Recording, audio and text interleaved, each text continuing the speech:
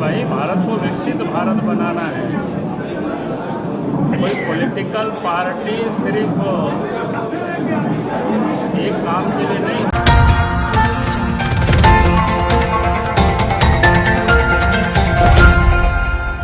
Bharatiya Janata party Dhanbad जिला इकाई द्वारा शनिवार को भाजपा जिला कार्यालय में भारत माता के सच्चे सपूत जनसंघ के संस्थापक डॉक्टर श्यामा प्रसाद मुखर्जी की जयंती के अवसर पर एक भव्य गोष्ठी का आयोजन किया गया। कार्यक्रम के मुख्य अतिथि भाजपा के प्रदेश अध्यक्ष एवं नेता प्रतिपक्ष बाबूलाल मरांडी थे।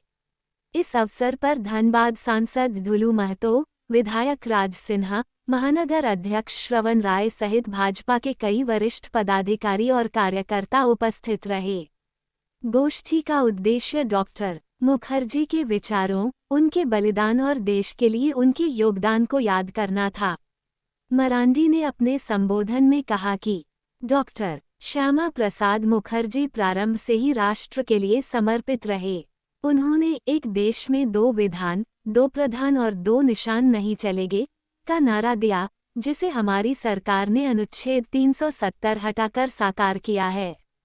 उन्होंने कहा कि प्रत्येक कार्यकर्ता को राष्ट्र सेवा और जनसेवा को सर्वोपरि मानकर कार्य करना चाहिए, तभी भारत आत्मनिर्भर और विकसित राष्ट्र के रूप में उभर सकेगा।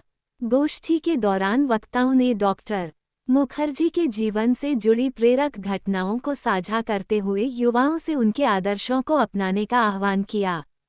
कार्यक्रम में उनके त्याग, संघर्ष और सिद्धांतों से ओतप्रोत राजनीतिक जीवन को विस्तार से प्रस्तुत किया गया। गोष्ठी राष्ट्रभक्ति और प्रेरणा का संदेश देकर संपन्न हुई। भाई, भारत को विकसित भारत बनाना है। कोई पॉलिटिकल पार्टी सिर्फ एक काम के लिए नहीं होता है कि हमें भारत को विकसित भारत बनाना है, अर्थात हर भारतवासियों की जो न्यूनतम आवश्यकता है वो सबको उपलब्ध हो। भोगनाडी को लेकर अब जो है जेएमएम आप पर षड्यंत्र करने का आरोप लगा रहे, जिन 2 लोगों को पकड़ा है, कह रहे कोई भाजपा का ही कैडर है और आपने ही धन और सारे कुछ व्यवस्था किया था। पहली बात तो मैं कहूँगा कि वहाँ पर जिस प्रकार से सरकार के लोगों के निर्देश पर वहाँ का जो पुलिस प्रशासन ने जो काम किया है वो बिल्कुल उसकी जितना भी निंदा की जाए वो कम हो, क्योंकि प्रत्येक साल 30 जून को वहाँ हूल दिवस मनाया जाता है और सबसे पहले उस परिवार के लोग, गांव के लोग सिद्धू कानू की प्रतिमा पर फूलमाला चढ़ाते हैं, पूजा अर्चना करते हैं। लेकिन सरकार ने आप सभी से आग्रह है कि सरकार उस दिन वहाँ के प्रशासन ने जानबूझ करके परेशान किया और लोगों के ऊपर केस किया। अगर आप उन सारे केस को आप देखेंगे, जिनकी गिरफ्तारी गोड्डा में पकड़े जाते हैं, गोड्डा की दुकान से जो इसको पकड़ा, तो 29 तारीख को उनकी गिरफ्तारी पकड़ करके और 30 तारीख को उनको दिखाया गया है कि उनको सुंदर पहाड़ी में गिरफ्तार किया गया। और पुलिस, गोड्डा पुलिस ने जो प्रेस रिलीज जारी किया है उसमें से 28 जून की तिथि उसमें से दिखाया है। कितनी हड़बड़ी में थे वो लोग। और उसके बाद जब वहाँ की घटना घटी थी, उसके बाद कुछ लोगों के ऊपर जो उन्होंने पुलिस ने केस किया तो उसमें से मंडल मुर्मू का नाम छूट गया था। मंडल मुर्मू सिद्धू कानू परिवार के ही वंशज के ही एक परिवार से आते हैं। फिर उनके ऊपर केस करने के लिए एक टाइप किया हुआ, तो गांव घर में जो मुखिया में भी थोड़ा बहुत झगड़ा होता है या एक व्यक्ति जेनरल के सपोर्टर है,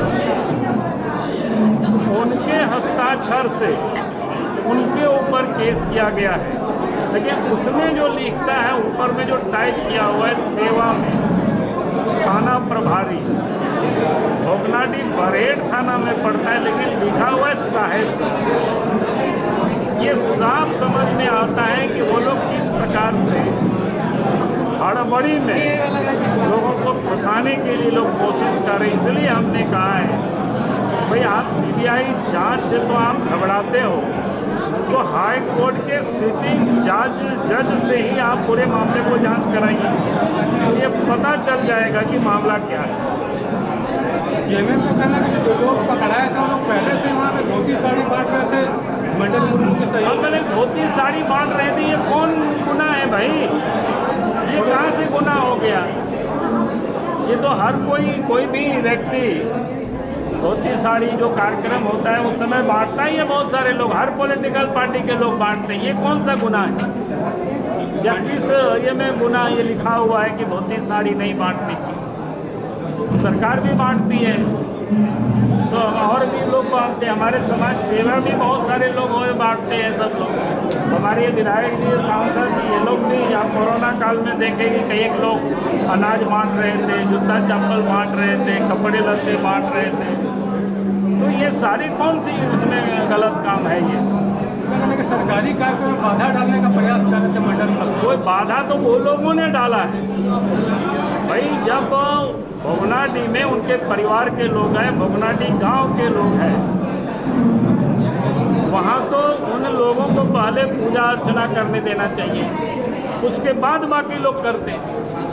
सरना धर्म कोड को लेकर बहुत ज़्यादा आरोप लगा रहे हैं आदिवासी को लेकर। अरे जो लोग सरना विरोधी है वही लोग इस प्रकार के आरोप लगाते हैं। जो लोग खुद सरना धर्म को छोड़ चुके हैं, अब वही लोग कह रहे हैं कि सरना धर्म को लागू करो। भाई वो लोग सरना असल में पूजा नहीं करते हैं, सरना माँ की पूजा नहीं करते हैं, जाहिर थान मांझी थान के वो लोग पूजा नहीं करते हैं। वैसे लोग चिल्ला चिल्ला करके कहते हैं।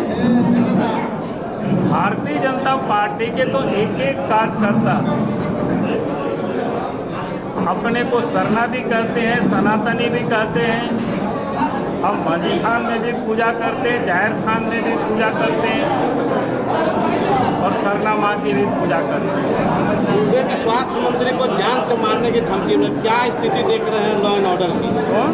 स्वास्थ्य मंत्री इरफान अंसारी जान मारने। वो सरकार है, कौन धमकी दे रहा है? उसको पकड़नी चाहिए उनको यार, उसमें बोलने की क्या जरूरत है? एक सवाल, रामगढ़ में जो घटना घटी आपने ट्वीट भी किया था कर्मा पोषक, उसको लेकर क्या कुछ कहिएगा?